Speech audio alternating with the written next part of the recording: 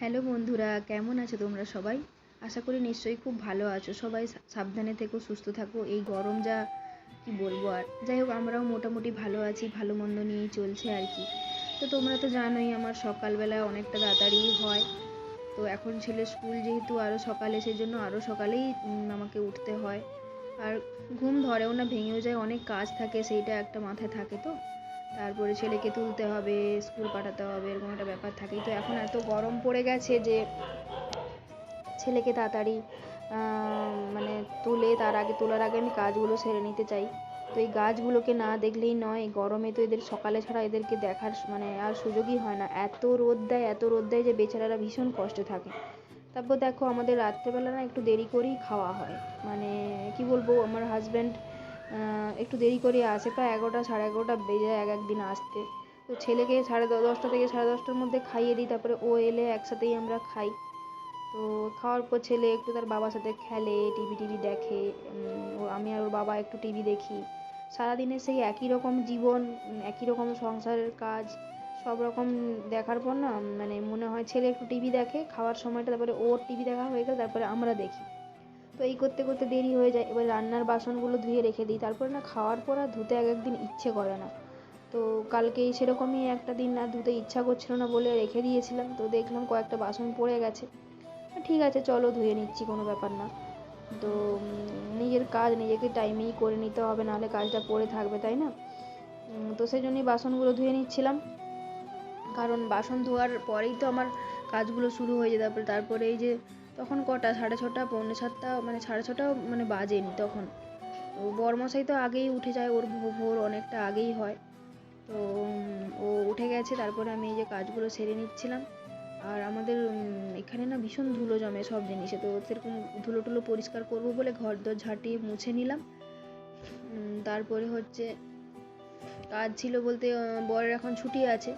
আর এদিকে এত জল গরম হয়ে যায় যে মানে বলার নয়, ভোরবেলা উঠেই আগে জলটা ভরে নিতে হয় বালতিতে।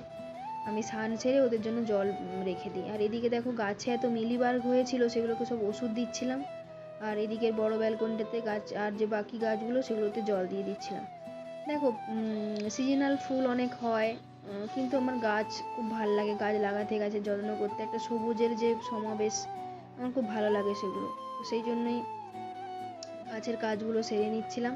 তারপরে যে চলে এলাম রান্নাঘরে, ছেলের টিফিন দেবো। একদিকে ড্রাই ফ্রুটস দিয়ে দিয়েছি, আর একদিকে 3টে বিস্কুট দিলাম। আজকে বেশি কিছু দেইনি, কারণ ও অল্প একটু দুধ খেয়ে যায়। আর এখন যেহেতু গরমের জন্য তাড়াতাড়ি ছুটি হয়ে যাচ্ছে, তো স্কুল থেকেই বলেছে হালকা ফুলকা টিফিন দিতে। তো ড্রাই ফ্রুটস অনেকটা আছে বলে এই খাবারটা একটুই দিলাম। তারপর ওরা শেয়ার করে টোরে খায়, এ তার টিফিন খায়, সে তার টিফিন খায়, এরকম একটা ব্যাপার আর কি। তারপর ছেলেকে তুলতে তো কত রকম কারসাজি করতে হয়। তারপরে যে উঠে গেছে, দিয়ে বললাম দাঁতটা মেজে নাও বাবা। ড্রেস পরিয়ে দিয়েছি, ড্রেস পরে তারপরে দাঁতটা মাজাচ্ছি। তারপরে ওকে দাঁত মাজছিল, সেই সুযোগে ওর জল টল ভরে নিলাম, দিয়ে ওকে ছেড়ে দিয়ে চলে এলাম। সেই ভিডিওটা নেইনি, সত্যি কথা বলতে সব ভিডিও নেওয়া সম্ভব হয় না। তারপরে এই যে এসে একটু কাজে লেগে পড়লাম আবার। সব ছবিগুলোতে খুব ধুলো পড়ে, সেই ধুলোগুলো কলিন দিয়ে পরিষ্কার করব বলে কলিন স্প্রে করছিলাম। দেখো, কলিন স্প্রে করে নিয়েছি। তোমাদেরকে পরে একদিন এই ছবিগুলোর না সবাইকে পরিচয় করিয়ে দেবো, কে কোনটা, যদি তোমরা জানতে চাও অবশ্যই, তবেই না পরিচয় করাবো, নাহলে কি আর আমার বলতে ইচ্ছা হবে বলো? তো তারপরে যে পরিচয় সরি বলছি যে তারপরে যে ধুলোগুলো পরিষ্কার করে নিচ্ছিলাম আর কি একটু। আর এদিকে বর তখন বাড়িতেই ছিল, ওকে বললাম যে তুমি একটু বাঁধাকপি নিয়ে এসেছিলো। ও একটু বাঁধাকপি খেতে ভালোবাসে, গরম যদিও পড়ে গেছে, বাজারে নাকি ভালো বাঁধাকপি পাওয়া যাচ্ছিলো, সাউথের বাঁধাকপি। তো ও নিয়ে এসছে, দিয়ে বলছে, আমি বলছি আমার বাঁধাকপি কাটতে না খুব বিরক্তি লাগে, কাটতে কাটতে মানে সময় লাগে এত না, অন্য কাজ হয় না। তো ও খুব তাড়াতাড়ি কাটাকাটি করে। তো আমি বললাম যে তুমি একটু তাহলে বাঁধাকপিটা কেটে দাও, আমি রান্না করে নেবো। তারপরে এই ঘরেও ছবিগুলো পরিষ্কার করে নিলাম, একসাথেই সব ছবিগুলো পরিষ্কার করে নিলাম। মাঝে মাঝে এগুলো করতেই তো হয়, নিজের বাড়ি নিজেকে গুছিয়ে পরিষ্কার পরিচ্ছন্নভাবে তো রাখতে হয়, নাহলে কি আর ভালো লাগে বলো? সাজিয়ে গুছিয়ে রেখেছি, কিন্তু যদি নোংরা ভর্তি হয়ে থাকে সেগুলো কি ভালো লাগে? তো তারপরে পরিষ্কার করে নিলাম একটু। আর ওর যেহেতু স্কুলটা এখন ছুটি, সেই জন্য একটু ব্যস্ততা, একটু মানে ব্যস্ততা কম বলতে কি, ছেলেকে ছেড়ে দিয়েছে না, আমাকে ছুটতে হয় ওর খাবার, মানে কি খাবে, কোনটা খাবে সেটা রেডি করা, রান্না করা, সবটাই করতে হয়। তো সকালবেলা উঠেই যেহেতু ব্যালকনির কাজ কমপ্লিট, ছেলেকে স্কুল দিয়ে চলে এলাম, আর এদিকে হচ্ছে ঘর ঝাঁটিয়েও মুছে নিয়েছি। তো সেই জন্য আর প্রবলেম হয়নি কিছু। আর আজকে সেরকম কাচতে দেওয়ার কিছু ছিল না, তাই কাচলাম না। আর এদিকে এই যে মাছের তেল একটু এনেছিল বাজার থেকে, ওটা ভেজে নিলাম, ছেলে খুব খেতে ভালোবাসে। তারপরে এই যে দেখো বড়মশাই বাঁধাকপি কেটে নিচ্ছিল, ওকে বললাম তুমি বাঁধাকপিটা কেটে নাও। দেখো বাঁধাকপিটা কি সুন্দর সাদা, কিন্তু খেতে খুব মিষ্টি ছিল। শীতকালের যে বাঁধাকপি না, তার থেকে একটু ভালো, মানে বেশ ভালো লাগে খেতে, ভালো লেগেছিল। তারপরে আমি স্নান সেরে পুজো দিয়ে নিলাম, বাবার মাথায় জল ঢেলে নিলাম। কারণ সকালবেলাতেই স্নান করে নিই আমি।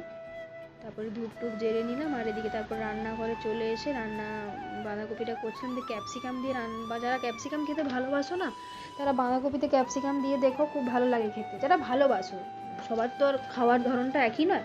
তারপরে চিংড়ি মাছ বের করে নিলাম, বর বললো চিংড়ি ভাপা করবে একটু, তো সেই জন্য চিংড়ি মাছ বের করে নিলাম। তারপর দেখো এতক্ষণেই খাওয়ার সময় পেলাম, তখন প্রায় 8:30 9টা বেজে গেছে। খাওয়ার কম্বিনেশনগুলো দেখো, বর খাচ্ছে চপ দিয়ে মুড়ি, আসার পথে আমি চপ নিয়ে এলাম ওর জন্য। আর দেখো কালকের লঙ্কা ভাজা ছিল, সেটা খাবে বলছে।